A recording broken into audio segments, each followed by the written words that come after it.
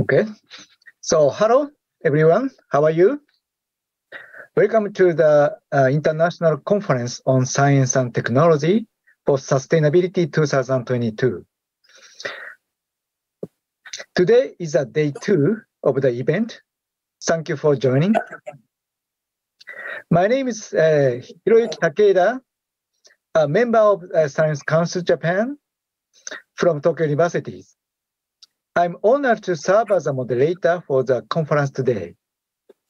I look forward to a lively exchange of information and insights.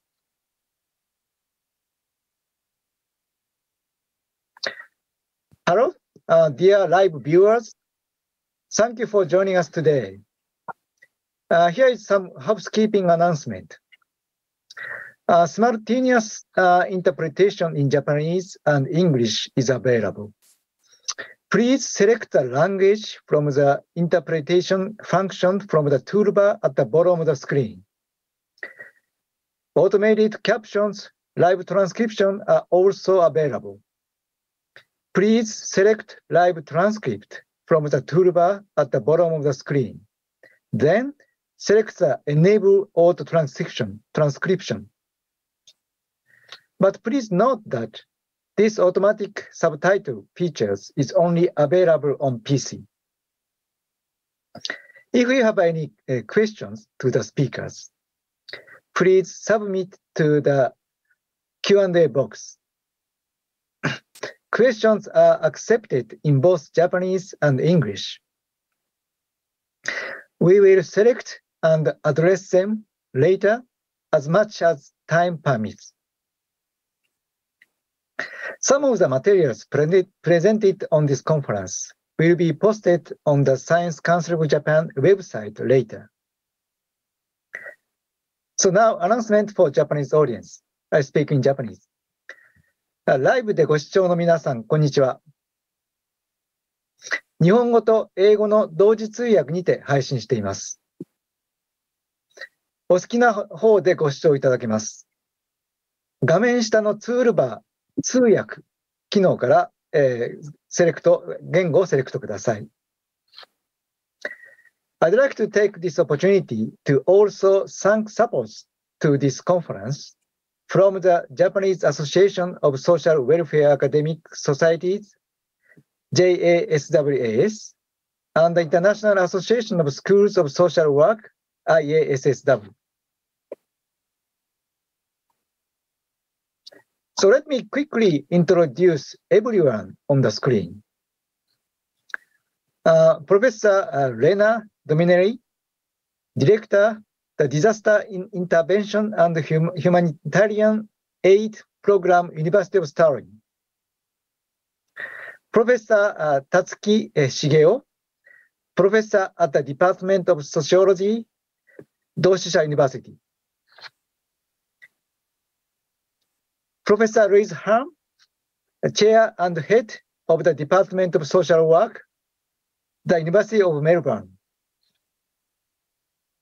Professor Johnston H, Professor at the Department of Social Science, Faculty of Humanities and Social Science, Advisor of Student Affairs, Beijing Normal Universities, Hong Kong Baptist Universities, United International College.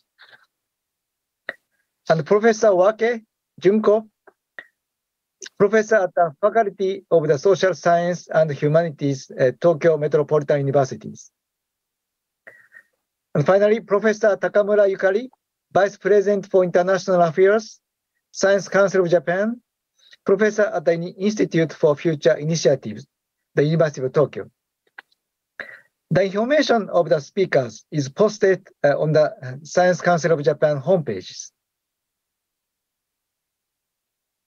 So now, I'm going to give a brief introduction of this year's conference. Okay, so the main theme of the conference is disaster and health. So this slide shows you the background and aim of this conference. The frequency of large-scale natural disasters has been increasing sharply in recent years. So according to the 2020 United Nations report, more than 7,300 large-scale natural disasters occurred worldwide for the last 2 decades, from 2000 to 2019. During this period,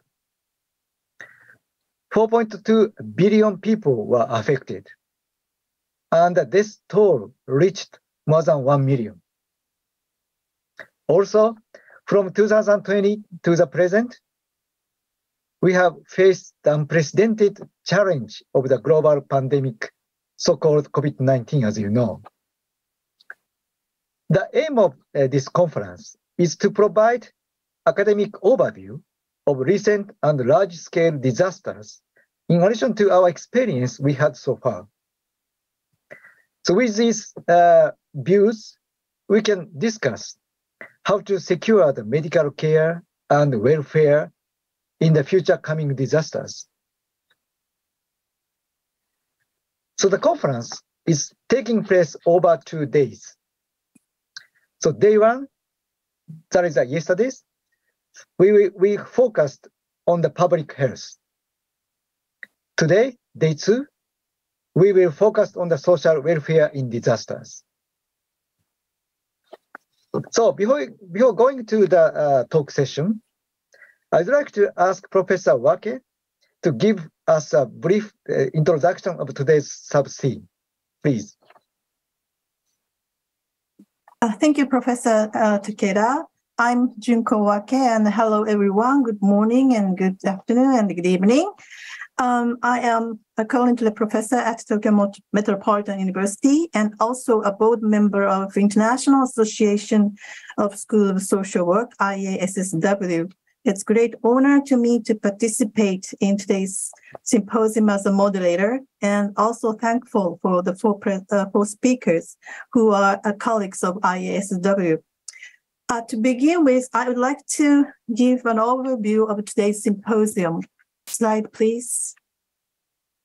Okay, first of all, this diagram here was made by Professor Tatsuki, who is today's speaker and Japan's leading expert in this field.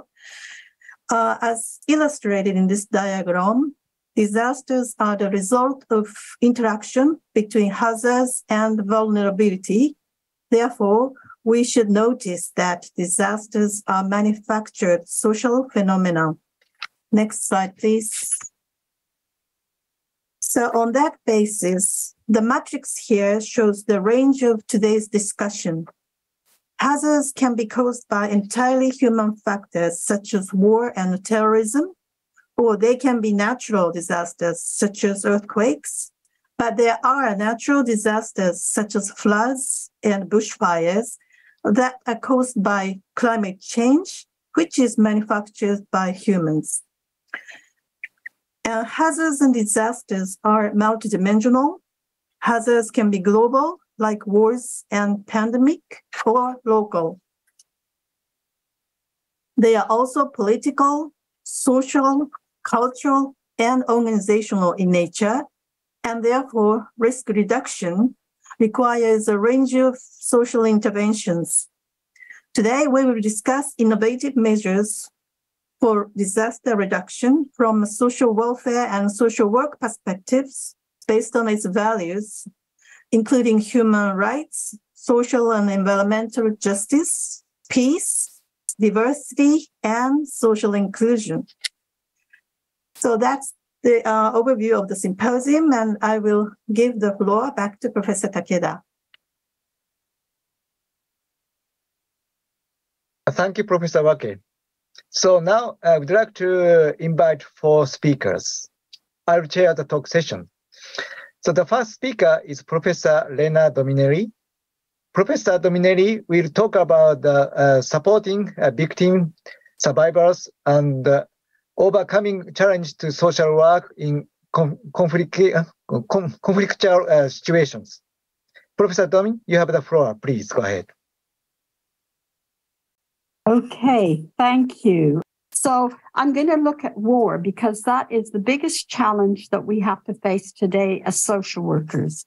And I'm going to start talking about how unexpected on one level this war in Europe, in Western Europe, on the continent of Europe, the first one since World War II, which means that for people of my generation and below, we were all born in the post-war period. So we had no understanding of war, and certainly we did not train social workers to work in war situations. They learned about working in war situations by going overseas and working with hands-on experience. And one of the interesting questions, because of course we've had endless wars since World War II, but they haven't affected the European continent except for the war in the 1990s in the Balkans, some of which still are not part of the European Union at the moment, or even seen as part of Western Europe. But that is different from kind of like having it happening in your own backyard, as one might say, and having to respond to the issues that it raises. And for those of us in Europe, having massive numbers of people, like at the moment, anywhere between 14 and 16 million Ukrainians out of a population of just over 40 million have had to be evacuated from their own homes.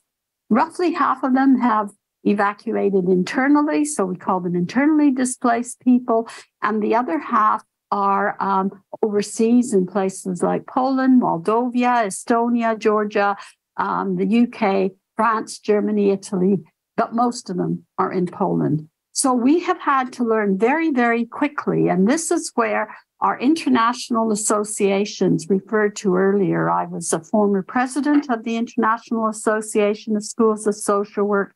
I chair currently its committee on disasters, and we had to get our act together very quickly to find out, what do we do when we've got war right here in our own backyard?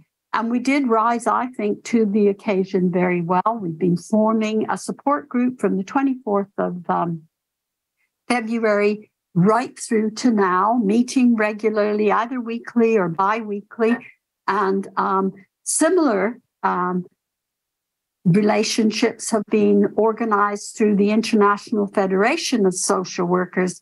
And I'm in the privileged position of being a member of both organizations and active in both. And I'll talk more about that later. But the Ukraine is unique in that it is basically, I would say, a patriarchal war. And this is going to be very challenging. Not everybody agrees with me. I think Putin is a bully, and it's bullies that start wars because they don't know how to negotiate for what they want in a peaceful way. Putin wants Ukraine's resources, Ukraine's territory, and it doesn't really care about people, because that's why he is bombing civilian infrastructures, people's homes, and depriving them of the basic means of life. And this is where he learned the lessons in Chechnya, in Georgia, in Syria, in Afghanistan, even before that you can try and improve your power as a bully because you won't go and face people to say to them, I'm here to do this to you, because then you might actually involve them in a conversation about why do you want to do that and what do you think you're going to gain? Do you think we're just going to give in? And Ukraine is a really good example of where people, because they resist aggressors and bullies, have a very powerful force against war. And we as social workers need to learn, what does that mean for us as a profession that is bound to the peace, to find non-confrontational in the sense of violence ways to resolve disasters. And that is really, really important. Now, I want to take you on this journey because I've been on it. It is very distressing as a journey for a social worker. Imagine the scene. You've got your iPhone and you're talking to people, or you've got your iPad and you're talking to people through the internet. This would not have been possible a few years ago. And there in the gloom, all you have for light is the light from iPhones and computers. And you can see people's faces, not much else. Everything's in darkness, but you can hear people crying, especially children, people trying to comfort them, people who've been wounded and hurt who are also there, and people who've just lost their homes. who lost everything they worked all their lives for. This is tearing at your kind of, not just your empathy and your sympathies and connect with people, but the sense of powerlessness. What can we as social workers do in a situation where everything that we've taken for granted has been thrown out of the window?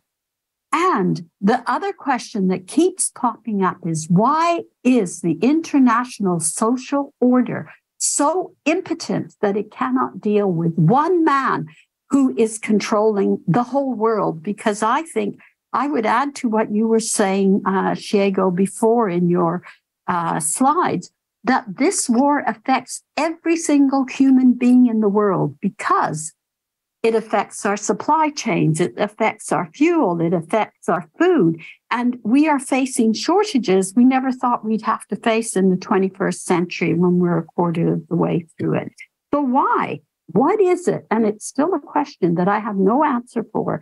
Why is it that the UN does not throw him out of the Security Council, at least for the period of the war, to make Putin understand there are consequences for his behavior? Now, I have tweeted and said he should be tried for war crimes. He should be tried also against crimes against the environment, because this war is costing us a lot in climate change. And the addition of every single bomb that goes off to the greenhouse gas emissions. And then when we have to reconstruct everything he's destroyed, we're going to have to reuse resources that had already been used once before. So just imagine, I've tried to get colleagues of mine who are physical scientists to work out how much is this going to cost us in climate change. I don't have the answer for this yet.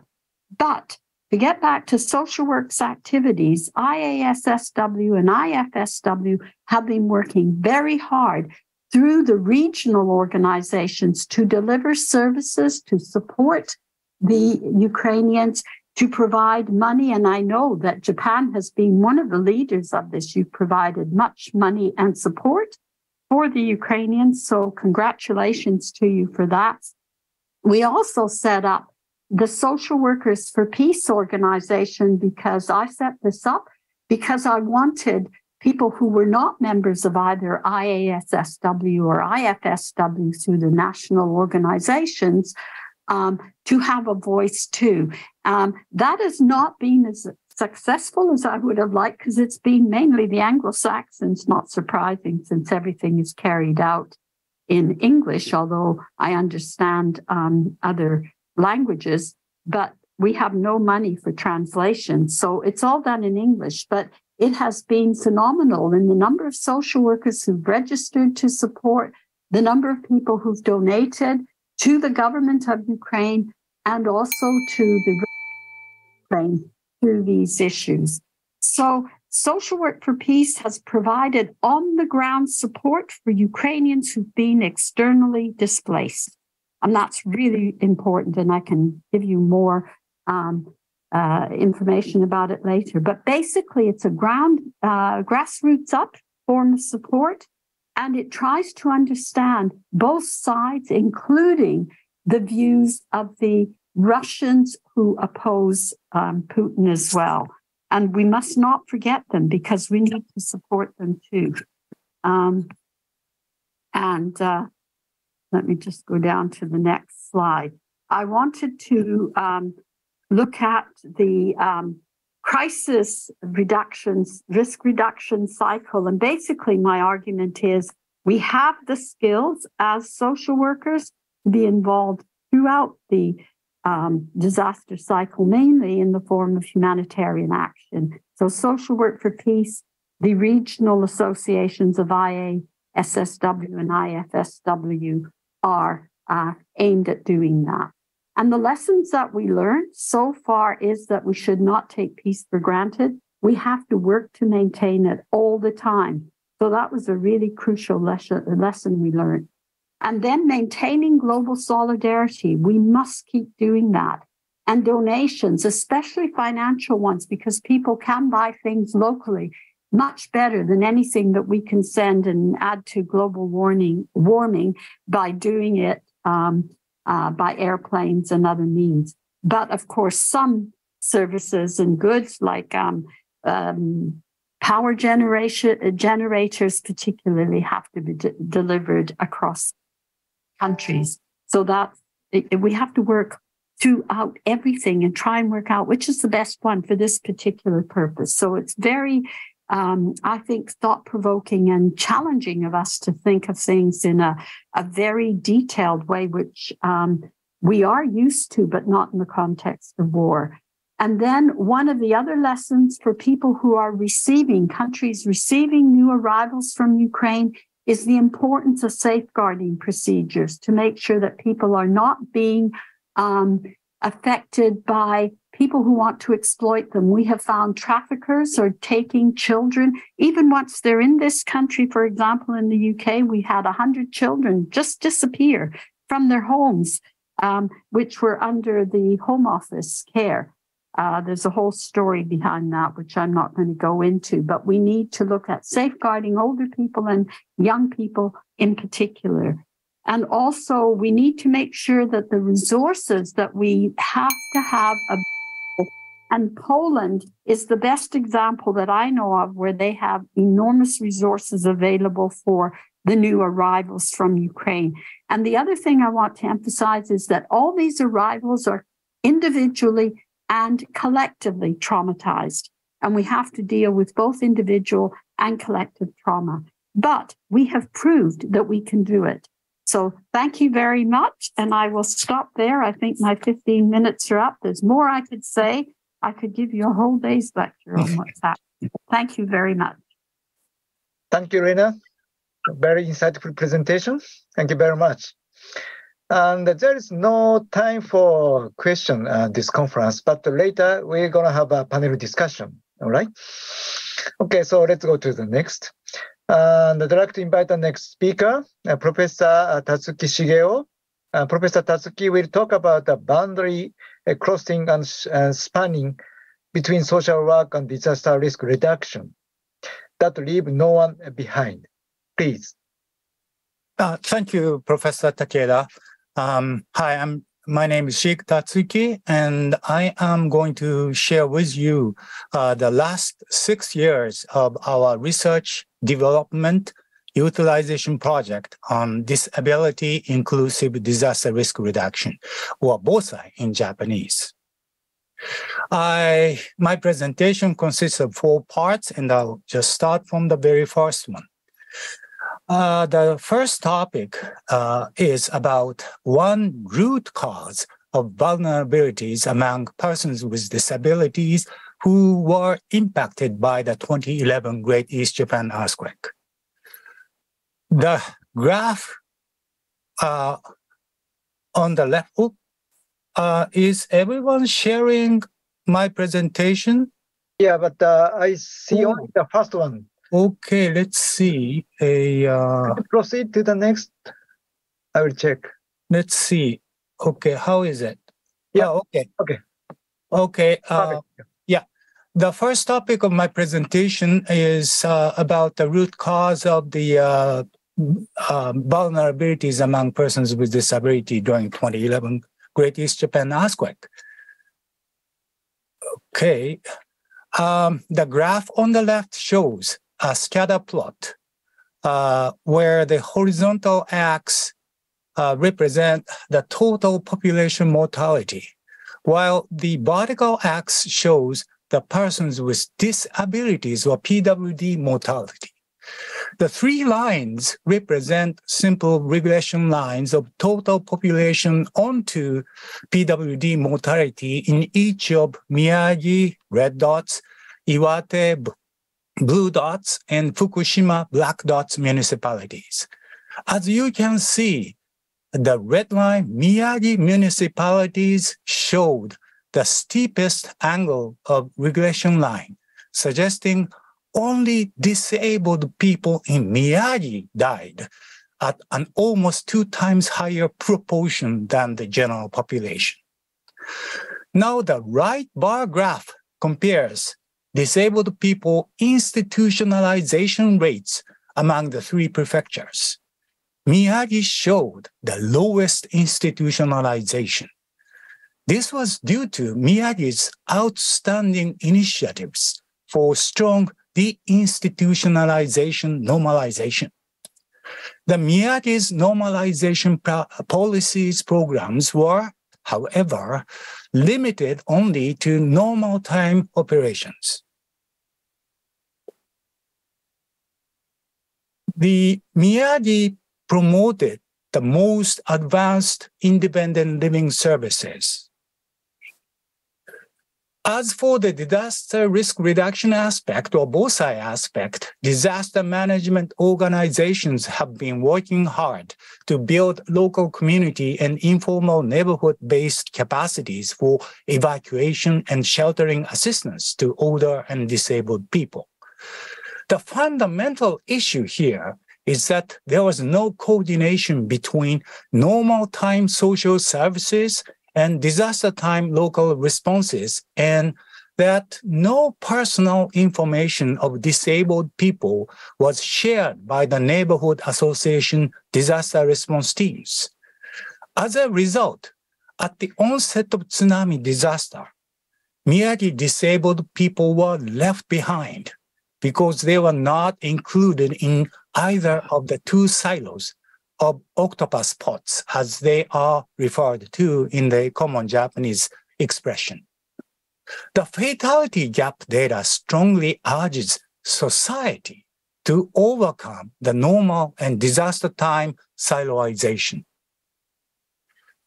On top of the siloization, I'm going to show the effects of pre-existing inequalities that widen the gap between haves and have-nots. This is based on the findings from the 10-year-long Naturi Life Recovery Research Project. The 5 waves of population-based longitudinal data were collected over 10-year periods in the city of tsunami-hit Natori, just south of Sendai City.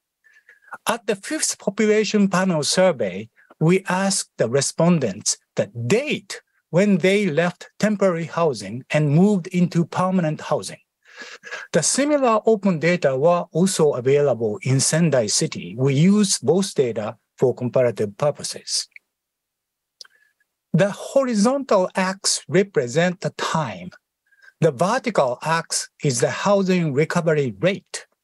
Each curve shows month-by-month housing recovery speeds. The curves illustrate how fast or slow housing was recovered for certain groups of people. The left graph represents housing recovery speeds by household sizes in Natori City, while the right illustrates those in Sendai City. Both Natori and Sendai housing recovery speed curves support the idea that family size mattered in housing recovery, and single-person households were the slowest. Similar housing recovery gaps were observed in terms of the gender of the head of the household. What we have learned is that the pre-existing inequalities due to household size and gender determine the post-event recovery. These graphs imply that those who suffered most in housing recovery were the ones who had most likely already been struggling to survive in pre-disaster everyday life. Due to the limit of my time, I will not show all the research results, but our findings correspond with the past 5 decades-long disaster research effort. Pre-existing inequalities in terms of age, family size, health, disability, class, gender, race, caste, ethnicity, poverty, immigration status, community and regional scale factors, as well as siloization of normal and disaster times. They were magnified by the disaster event. From a social work perspective, those who typically struggled for life recovery were the ones who had already been struggling in pre-disaster everyday life. There exists a continuity between pre- and post disaster situation. Based on the Great East Japan Earthquake research findings on the wholeness of disabled people's needs during normalcy and disaster, as well as the continuity of vulnerability before and after the disaster, we have launched the Inclusive DRR or iBosai project at BEP City, Oita in Kyushu Island in 2016. The iBosai attempt to bridge the gap between normal time social services and disaster time community responses by allowing professional social workers who are in charge of everyday case management to be involved in preparing a disaster time case management that utilizes local neighborhood informal supports for evacuation and sheltering. It took 2 years to establish the BEP model, iBosai Standard Operation Procedures, or SOPs, and additional a few more years for other municipalities and prefectures to start utilizing and implementing the iBosai SOPs, starting in Hyogo in 2018, Shiga 2020, Shizuoka 2021, among other municipalities and professional organizations. This is the photo of Neighborhood Disaster Care Plan Coordination Meeting, where a disabled person is accompanied by his social worker, and the pair faces the local neighborhood association representatives who are willing to provide evacuation and sheltering assistance in times of disasters. A social worker functions as an advocate on her client's behalf. Because social workers managing their PWD clients' needs are not necessarily familiar with local community informal supports and resources, another professional who are named as an inclusion manager helps bridge the two parts. The final step of iBosai procedure is the whole community-wide inclusive disaster drills. During the drill, assigned neighbors help disabled people evacuate to agreed upon safer locations. After the drill, feedback evaluations are shared by all participants, and each disaster care plan is refined or improved based on the feedbacks. To sum up, the mission of iBosai is to seamlessly connect and accommodate normalcy and disaster time functional needs. In case an actual disaster occurs, the social worker continues assisting her client through disaster case management. Trained social workers can provide these seemingly different services during normalcy, prior to disaster, and in post-disaster periods. This is because the same problem-solving processes are involved in these seemingly different phases. In other words, iBosai is one attempt to make social work a phase-free and, in honor of Professor Dominelli, just practice beyond the siloization of social services and disaster risk reduction, and continuously before and after disaster events. In alliance with BEP and Hyogo practitioners, administrators, as well as other experts, I was involved in the Cabinet Office working group recommending better solutions. Our work resulted in the 2021 amendment of Disaster Countermeasure Basic Act, in which making efforts to develop individual evacuation plans were made mandatory, and in which professional social worker involvement was stipulated in the law for the first time. The amendment of the act alone is like a castle in the air. Idea is good, but it has to be executed in action. In order to identify key factors to promote iBosai endeavors, we have been conducted impact evaluation studies among 41 municipalities in Hyogo Prefecture. And in order to evaluate, you need a scale. For that purpose, a series of unstructured interviews with Junko Murano, who has been Ms. Murano is the key person for launching iBosai initiatives in Beppu. All interviews were transcribed and the interview corpora were analyzed by a grounded theory type of approach. Attempts were made 9 times to theorize Ms. Murano's practice. The most important findings from these efforts were the organizational coordination connections, or what we name boundary spanning, occurred only after an ample amount of boundary crossing actions were made. Based on boundary crossing followed by spanning, community local government collaborations became possible. This collaboration finally led to the disabled person's engagement that ensured nothing about us without us. And these are the scale, and then we used these scale to interview 41 municipality representatives who were in charge of iBosai in one of the 41 Hyogo municipalities. And this is the result. The scatter plot shows on the horizontal axis, dimension 1 represent boundary crossing, and vertical axis, dimension 2, boundary spanning. Blue dots represent community local government collaborations, and they concentrate in the area considered as the sum of the 2 vectors of boundary crossing and boundary spanning.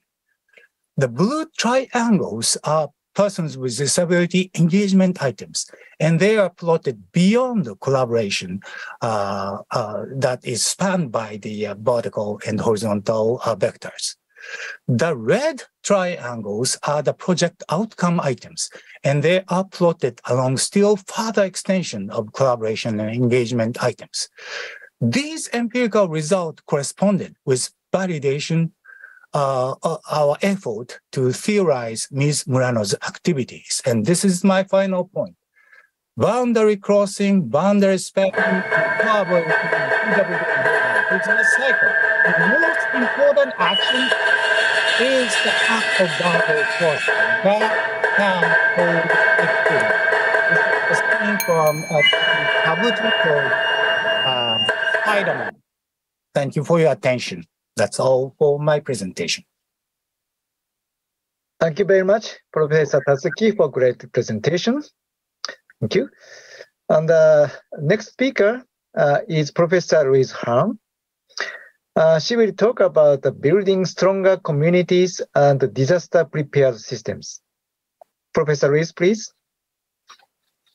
Thank you, Professor TAKEDA. I think for sharing screen, someone might need to stop first, and then I can put my slides up. I beg your pardon. Here you go. You have Thank you. the floor.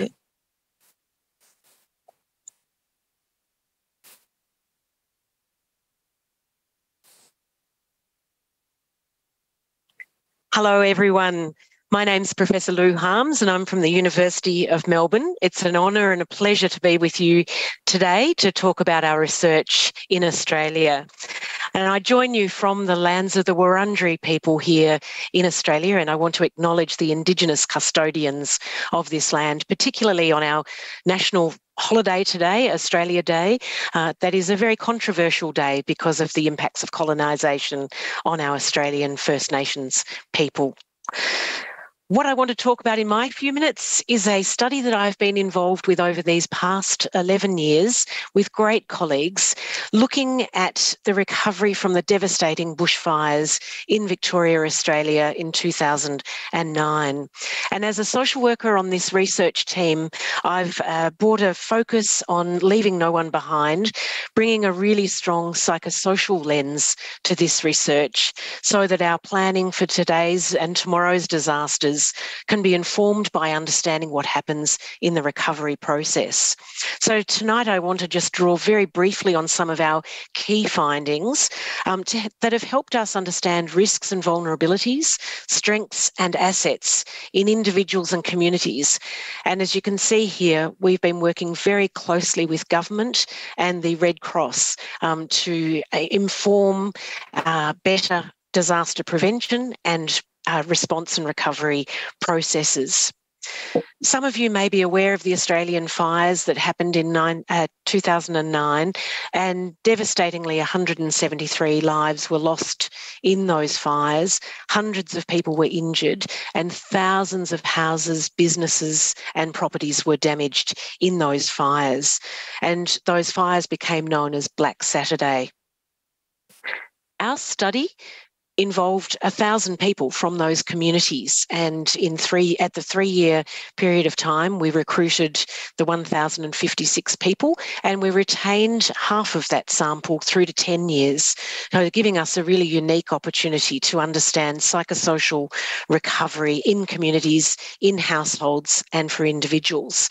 And we recruited from 3 levels of impact: high impact communities, where there was high loss of life and high property damage, through to low impact communities where there was high risk of fire but no impact of fire as such in a direct sense. From that research, for us tonight, I want to really propose 3 areas that are critical for a social work approach to disaster recovery, but also disaster recovery in a multidisciplinary sense. If we're building stronger communities and disaster prepared systems, we really need to prioritise people. And one of the debates in disaster recovery, early in particular, is that so much focus is on rebuilding and place-based approaches. And we wanted to put people very much at the centre of recovery with that priority. As you will all know, as Professor Tatsuki has just reminded us very much, the long-term effects of disasters are profound, and we're very familiar, sadly, with these ongoing psychological impacts that are so inextricably connected with people's psychosocial contexts. But very little is understood about that longer-term effect of disaster, and along with Professor Tatsuki's work, our Beyond Bushfires project was really one of the few to look at the 10-year mark of impacts of disaster. We picked up one of the key questions that Daniel Aldrich has asked in his studies in the Japanese context, in the US context, simply asking people, how recovered do you feel? And you can see here over on the right-hand side that in our high-impact communities, at 10 years, less than 2/3 of people were saying they felt recovered. And perhaps more importantly, less than 1/3 or around 1/3 were saying that their community wasn't recovered either. There were different patterns in those lower impacts, but the importance of both community intervention and individual intervention emerges here. Just to highlight some of those mental health impacts that I know you're very familiar with, we have looked at post-traumatic stress disorder and found that those in high-impact communities, around 15% at 3 years through to 8% at 10 years, were continuing to experience post-traumatic stress disorder.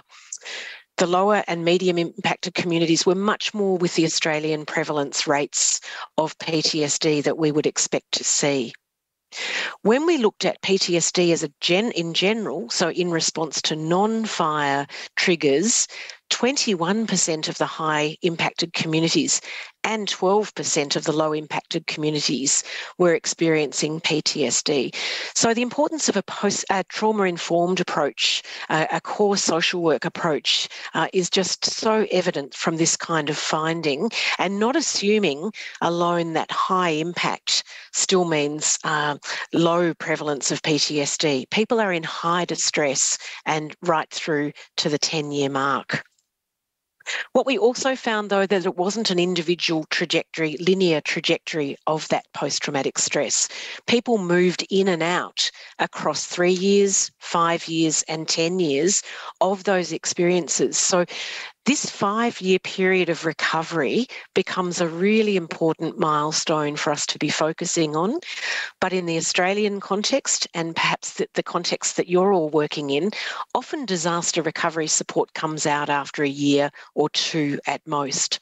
And I'll come back to that point in a minute. So that course is important, as are other experiences. And again, we saw higher prevalence of depression in higher impacted communities. But importantly, in low impacted communities and medium at 5 years, we were seeing above average experiences of depression. Australians have a reputation for drinking a lot of alcohol, and we saw more of that in these rural communities impacted by fires. So across all three of those communities of impact, we were seeing about 20% of people reporting very high alcohol use. And we know that's often very connected, for example, with higher rates of family violence. And we certainly saw that. We also looked at resilience, and not unexpectedly, we found that the higher impacted communities had lower levels of reported resilience.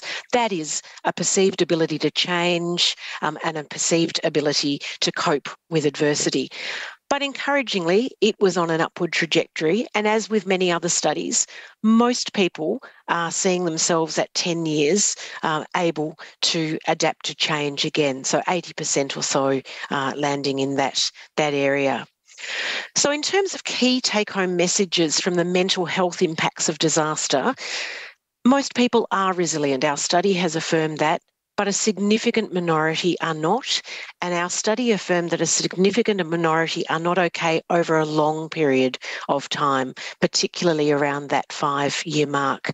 So for social work services and other psychosocial support, it's very much a message around appreciating that these impacts on communities, on individual lives, are much longer than a 1 to 2 year period. And yet we know there's been a lot of barriers to care in our context and many other contexts to support that recovery. So in terms of ensuring no one's left behind, these are the two other key messages from my talk with you, that we need to really centre diversity and inclusion and ensure that so many voices are heard.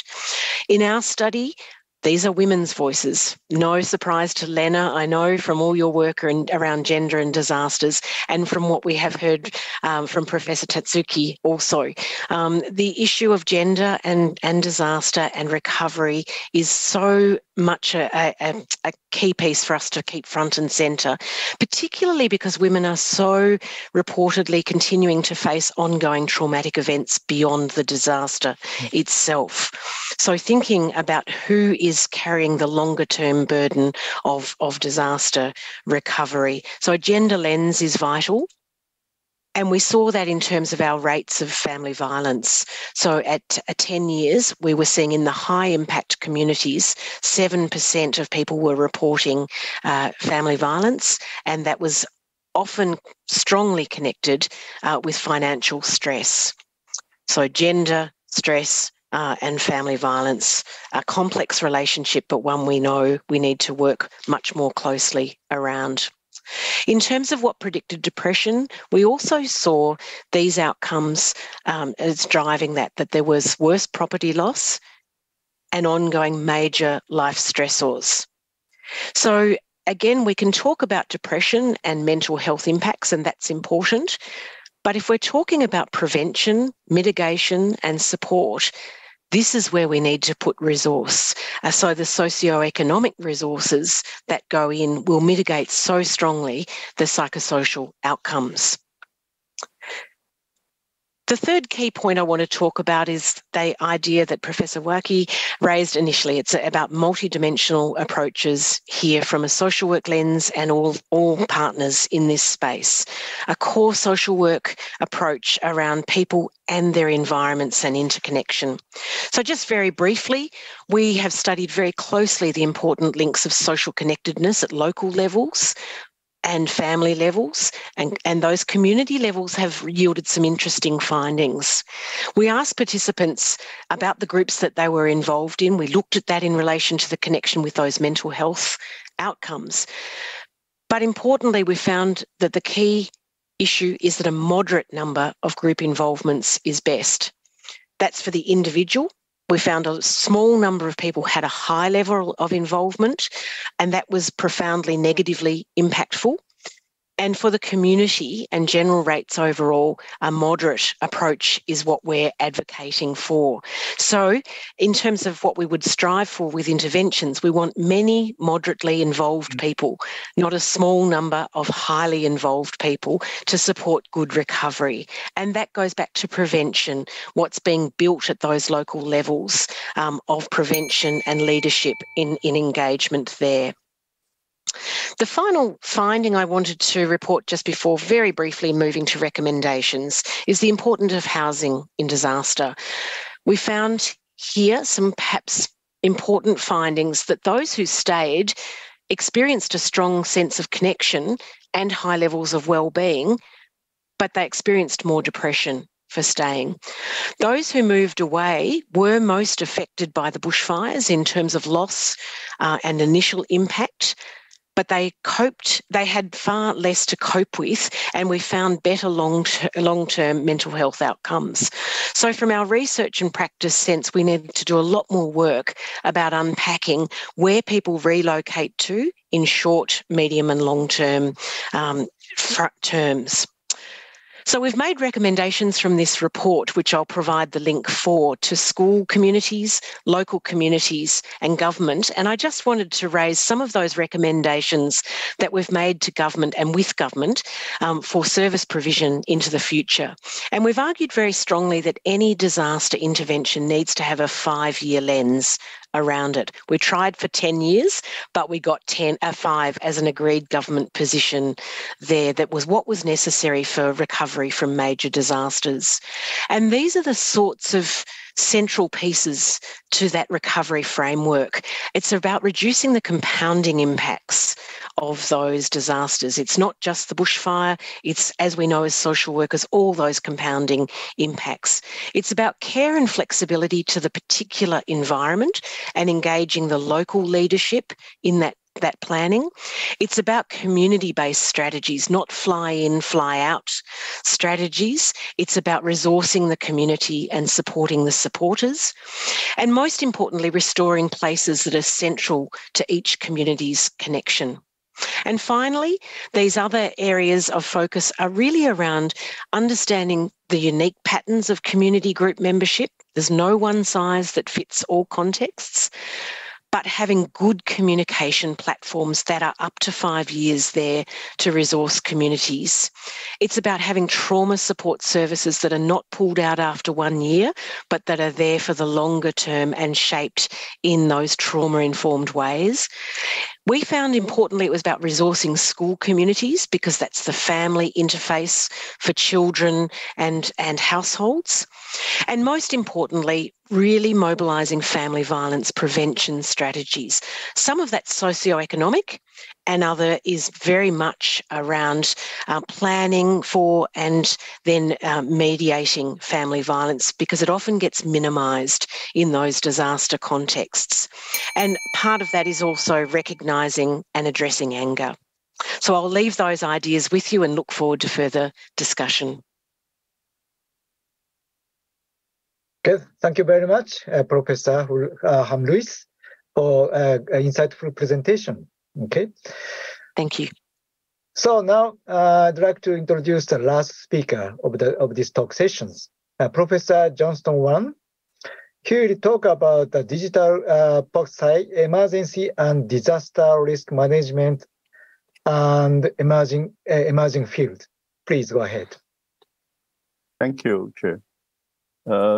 First of all, I would like to thank all the organizers and also the Japan Science Council for inviting me to attend this very meaningful conference.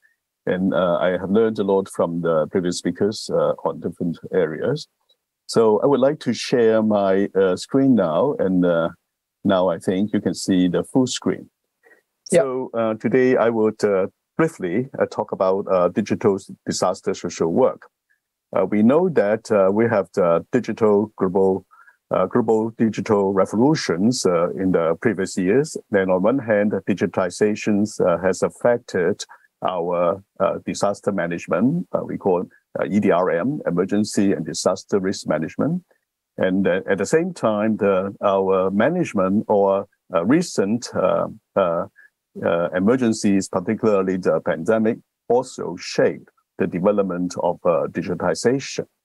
So that is what I'm going to briefly talk about, and then talk about how digitalization should be applied to disaster social work. I use the term pushing factors because social workers actually has not prepared ourselves for entering into the digital age, and particular even in this disaster social work area.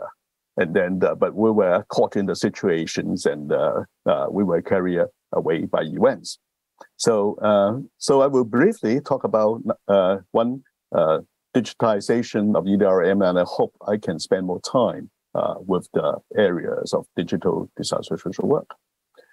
Well, if we check the Wikipedia, we think that the digital revolution has actually can be classified into different stages. The early stages we have the development of the home computers, internet, and then later on we have the World Wide Web, remote sensing, geographical information system, GPS, and then later we have the social media, smartphone, big data, artificial intelligence, deep learning, Internet of Things, 5G is coming. So we can briefly or broadly divide them into different stages.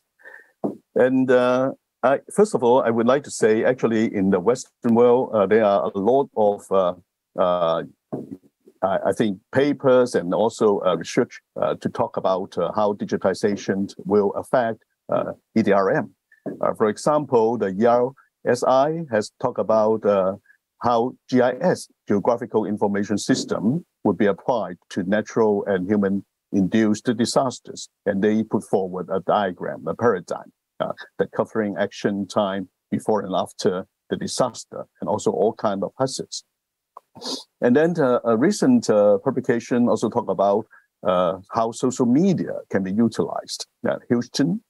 And then it's a long list. Of course, I'm not going to go through them, but there are a lot of papers talking about social media and disaster management. And then big data too. Big data in 4 ways will affect disaster management by crisis mapping, connecting missing people with families, social media mining, and event simulations. I think the last one is very important because it can help us to prepare and plan for how to react in disasters, and then if the disaster strikes at different levels of severities. And telemedicine, I think, has been developed very rapidly recently.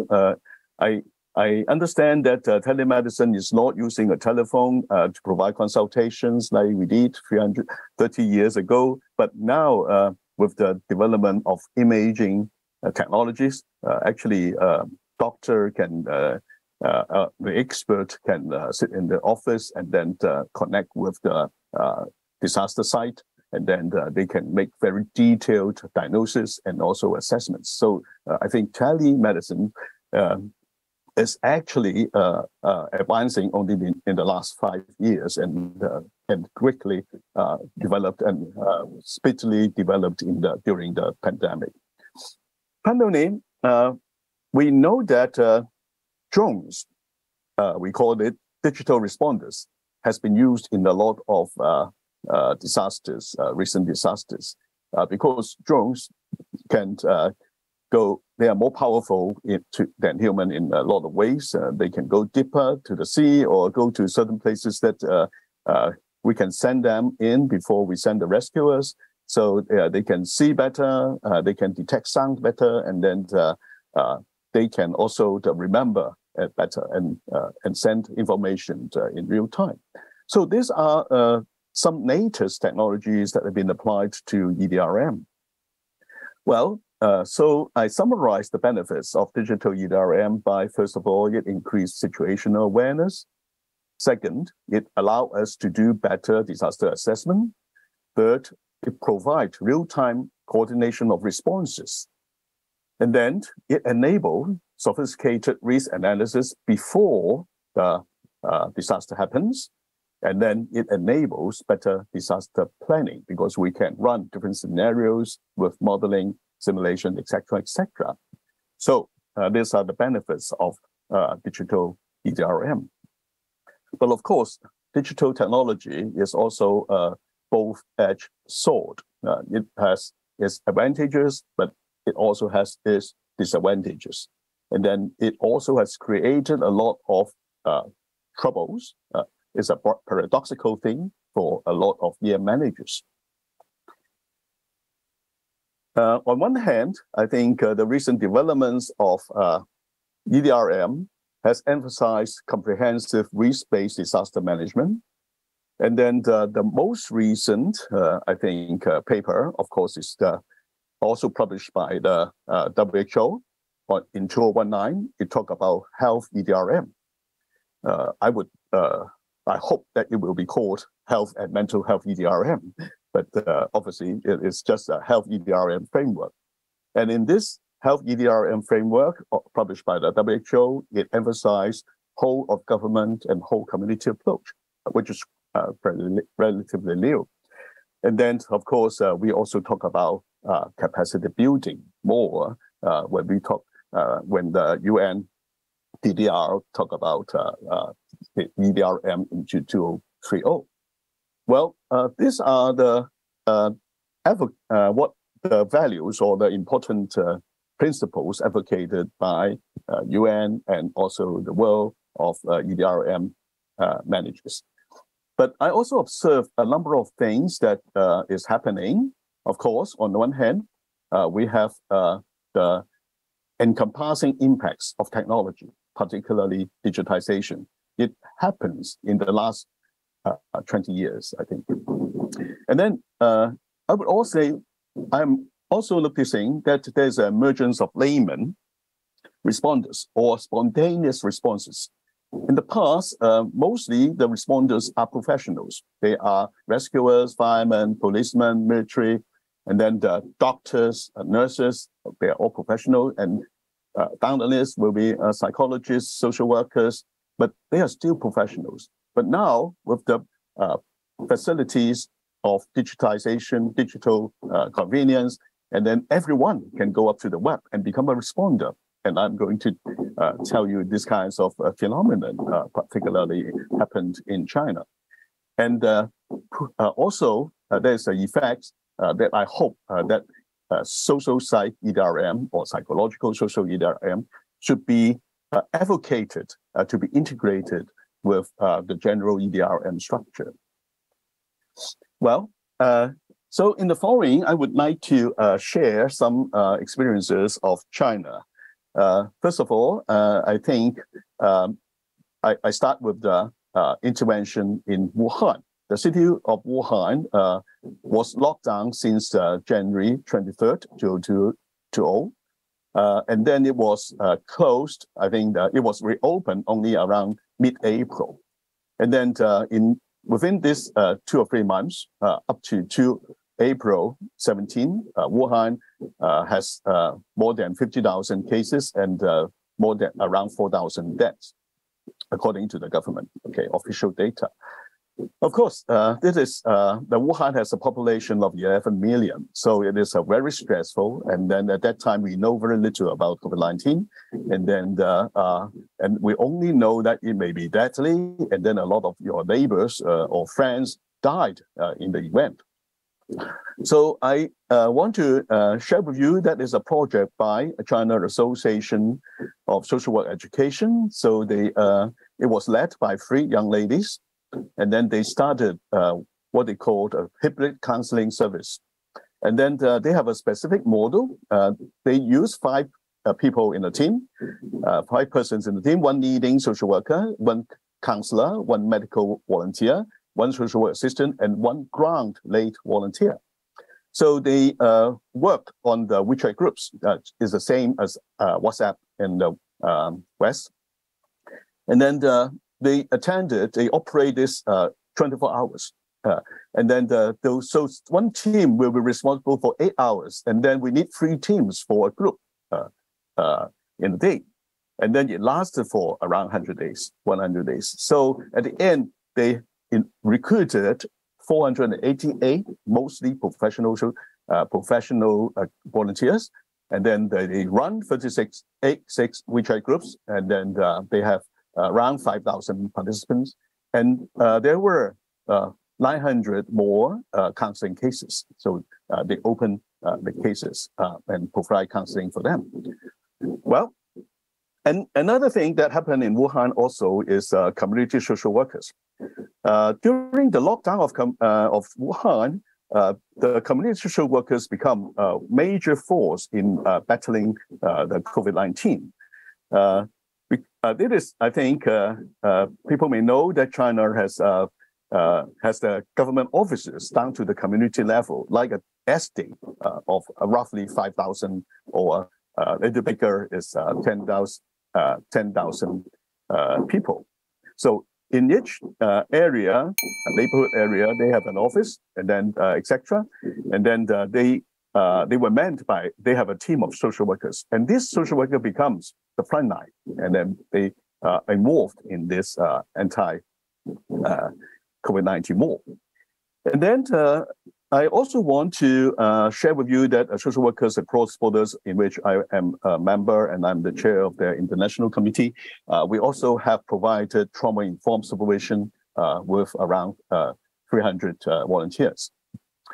And the next thing I want to talk about is the flood in Wuhan, in Zhengzhou. It happened in July 20 of 2021. In this event, 300 some people died, and then 12 died in the metro.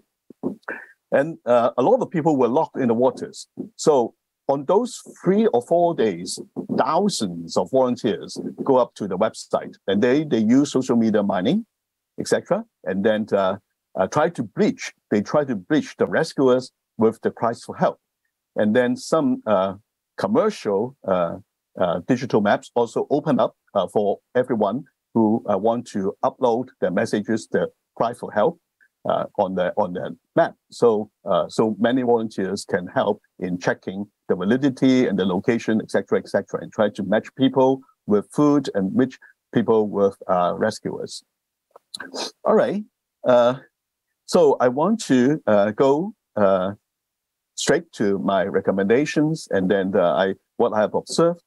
And then I think the most important things I have observed is that social work disaster response has fallen or pushed into the digital era. It was pushed to the front line by crisis, and also because by our volunteers. We know a lot of volunteers, and they are active. They are our members. So we become part of the rescue. We become the first responders rather than the second or third responders.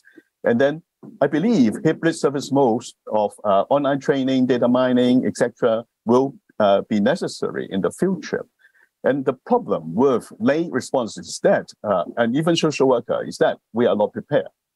I used the framework of technology, organization, and environment to illustrate. And after the Zhengzhou flood, we interviewed 191 volunteers, and then we found that they have a very high rate of impression, much higher than the general public.